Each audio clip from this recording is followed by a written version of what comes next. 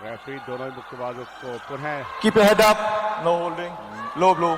Listen to stop break box. Thailand red corner में उनको चुनौती दे रही है चाइना की मुक्केबाज, जो कि ब्लू कॉर्नर की मुक्केबाज हैं। दोनों के मध्य ये मुकाबला होगा। चाइनीज मुक्केबाज जो कि विश्व मुक्केबाजी प्रतियोगिताओं की रजत पदक विजेता भी रही हैं, दूसरी बार विश्व मुक्केबाजी प्रतियोगिताओं में शिरकत कर रही हैं। अपने खेल कौशल से कितना प्रभावित करेंगी यह देखना होगा। अनुभवी मुक्केबाज हैं, लॉन्ग रीच है,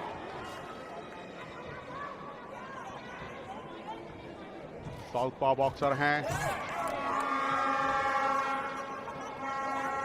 शेल गार्ड पूरा हटा रखा है चाइना की मुक्केबाज ने। वहीं अपने मौके की तलाश में थाईलैंड की मुक्केबाज प्रहार क्षमता का प्रयोग करने आती हैं।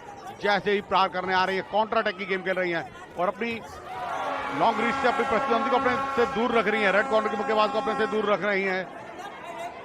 थाईलैंड की मुक्केबाज प्रयास कर रही हैं, योजनाबद्ध तरीके से आगे बढ़ना चाह रही हैं। अंदर घुसकर प्रहार करने का उनका एक योजना है, उस योजना को कितना क्रियान्वित करती हैं यह देखना होगा। और रेफरी की भूमिका का निर्वाह कर रहे हैं अशोक साई, भारत के हैं अशोक साई। अंतर्राष्ट्रीय शैक्षणिक योग्यता स्टार 3 उनकी ऑफिशिएटिंग की। काफी अनुभवी हैं दोनों ही मुक्केबाज और उस अनुभव का पूरा लाभ उठा रही हैं चाइना की मुक्केबाज। प्रयास अच्छे हैं, स्ट्रेट जैब के साथ आगे बढ़कर प्रहार क्षमता का प्रयोग करना चाह रही हैं थाईलैंड की मुक्केबाज, मगर वही साइड स्टेप लेती हैं चाइना की मुक्केबाज। साइड स्टेप लेकर अपने आप को बचा रही हैं, अपनी प्रतिद्वंदी के मुक्कों को निरस्त करती हैं। ये उनकी रणनीति बहुत अच्छी। कॉर्नर में गई, कॉर्नर में जाने के बाद भी साइड स्टेप लेकर बाहर हो गई सहजता के साथ। ये थे थाईलैंड प्रशिक्षक। बाहर से एक संदेश एक मुक्केबाज को खेलने की योजना के बारे में बताते समझाते हुए कि किस रणनीति का प्रयोग करे उनकी मुक्केबाज, जिससे वह अधिक प्रहार क्षमता करती हुई अंक अर्जित कर सके। यहां पर कॉर्नर में ले जाने में कामयाब होती है थाईलैंड की मुक्केबाज, मगर प्रहार क्षमता थोड़ी सी धीमी कर देती हैं, जिस वजह से चाइनीज मुक्केबाज इसका लाभ उठाती हैं और साइड स्टेप लेती हैं, बाहर जाती हैं और काउंटर अटैक की गेम खेल रही हैं चाइना की मुक्केबाज। ये रणनीति उनकी बहुत अच्छी। प्रयास अच्छे हैं चाइना की मुक्केबाज के, प्रत्युत्तर देती है जैसे ही प्रतिद्वंदी उन पर प्रहार क्षमता का प्रयोग करते हैं, वहीं साइड स्टेप लेकर प्रहार क्षमता का प्रयोग करते हुए स्ट्रेट जैब का ज्यादा से ज्यादा प्रयोग कर रही हैं। यह रणनीति उनकी बहुत अच्छी। रेफरी द्वारा निर्देश दिया गया कि आप मुक्के के अंदरूनी हिस्से का प्रयोग ना करें, केवल और केवल डकल पोर्शन का ही प्रयोग कर सकते हैं। मुक्केबाजी में माथे से लेकर के नाभि तक का टारगेट एरिया होता है और आप सटीक प्रहार क्षमता बिना किसी रुकावट के, जो शक्तिशाली प्रहार क्षमता होती है और टारगेट एरिया पे लैंड होता है मुक्का, वही गणना के लिए आनंद। दूसरा राउंड प्रारंभ हो चुका है। चाइना की मुक्केबाज दूसरी बार विश्व मुक्केबाजी प्रतियोगिताओं में प्रतिनिधित्व कर रही है। एक बार रजत पदक जीत चुकी है, क्या वह स्वर्णिम सफलताएं दिलाएंगी चाइना को? कांटे की टक्कर है यहां पर। चीन बनाम थाईलैंड की ये टक्कर है। 2019 की सिल्वर मेडलिस्ट हैं लियू यांग, और यहां पर जो थाईलैंड की मुक्केबाज हैं वो बहुत बुरी तरह तो नहीं पिछड़ी हैं इस मुकाबले में, चूंकि 2-3 से पिछड़ रही हैं।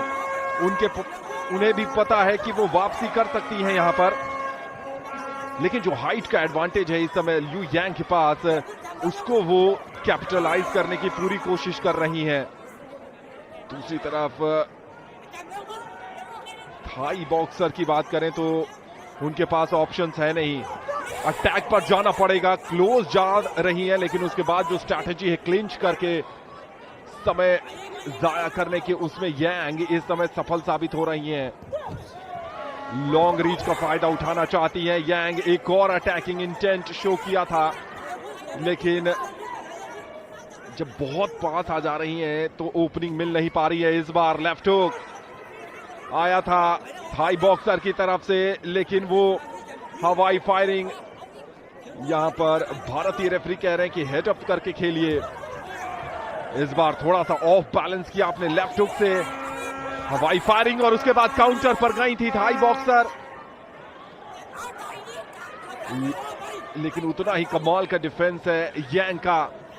और फुटवर्क तो देखिए, रिंग के चारों तरफ वो अपनी मर्जी से थाई बॉक्सर को लेकर जा रही हैं।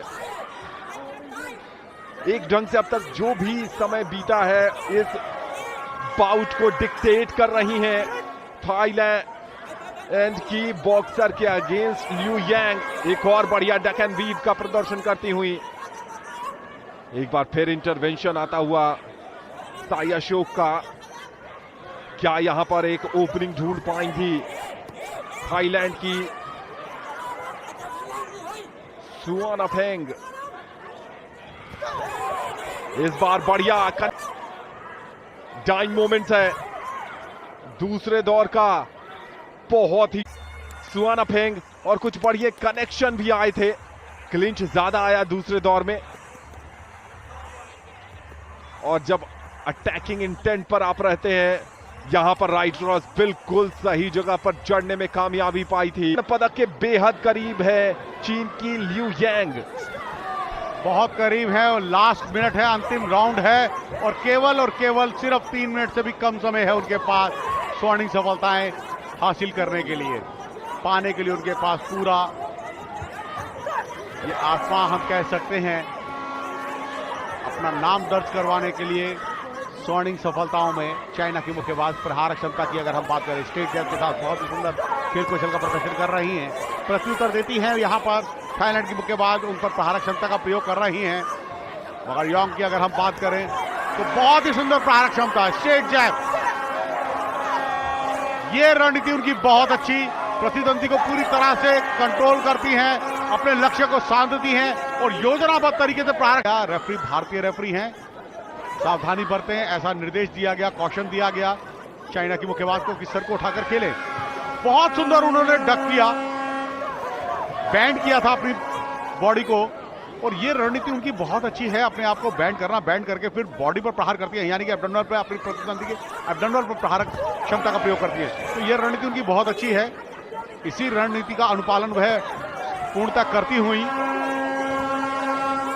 पुनरावृत्ति जरूर करती हैं अपनी प्रहार क्षमता की। जो प्रहार क्षमता उन्होंने प्रथम चक्र में प्रस्तुत की थी, उसी रणनीति को आखिरी चक्र में भी क्रियान्वित कर रही हैं, प्रयोग कर रही हैं, यानी कि अभी तक थाईलैंड की मुक्केबाज ने अपने प्लान में कोई तब्दीली नहीं करी है, वह उसी धीमी गति से खेलती हुई। मगर वहीं चाइना की मुक्केबाज पल प्रति पल, जैसे जैसे समय आगे व्यतीत हो रहा है, वैसे वैसे प्रहार क्षमता, बहुत सुंदर स्ट्रेट जैब, डबल पंचिस का प्रयोग किया। जैसे जैसे समय व्यतीत हो रहा है, वैसे वैसे वो घड़ी की ताल के साथ अपने हाथों पैरों की तालमेल भी बनाए हुए हैं, और एक बहुत सुंदर खेल कौशल का प्रदर्शन कर रही हैं। साइड स्टेप लेती हैं, पूरा संतुलन बनाती हैं, और फिर ट्विस्ट करती हैं बॉडी को, और प्रहार क्षमता का प्रयोग करती हैं। तो वो प्रहार क्षमता जो उस समय उनकी प्रयोग की जाती है, टारगेट एरिया पे पूरी तरह से सुनिश्चित होती है। तो ये रणनीति, ये कार्यकुशलता बहुत ही अभ्यास के बाद आती है, और इनके प्रशिक्षकों की भी तारीफ करनी होगी, जिन्होंने इनके साथ बहुत ही अच्छा कार्य किया है, और इस श्रेणी तक खिलाड़ी को निखारने का कार्य प्रशिक्षकों द्वारा। To the blue corner, Zhonghua Chao Yang!